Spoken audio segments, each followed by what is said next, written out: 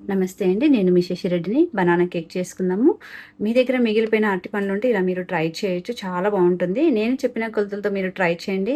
ఎలా వచ్చిందో కామెంట్ సెక్షన్‌లో చెప్పండి. అప్పుడప్పుడు ఇలా డిఫరెంట్‌గా చేస్తే పిల్లలు ఇష్టంగా తింటారండి. ఇది పెద్దవాళ్ళు కూడా తినొచ్చు. హెల్తీ కేక్ అని కూడా చెప్పొచ్చు. ఎందుకంటే గోధుమ పిండి, బెల్లము, బనానా వాడతాం గనక చాలా హెల్తీ ఫుడ్ అండి. మీరు ఈవినింగ్ స్నాక్స్ లాగా పిల్లలకి ఇలా పెడితే చాలా బెటర్. నేను ఫ్లేవర్ కోసం వెనిలా ఎసెన్స్ వాడట్లేదండి. ఇలాచి, దాల్చిన చెక్క వేసుకుంటున్నాను. మీరు ట్రై చేయండి ఇట్లా. నా దగ్గర ఉన్న 3 బనానాస్ వెయిట్లో చూసుకుంటే 380 గ్రాములు వచ్చినాయండి.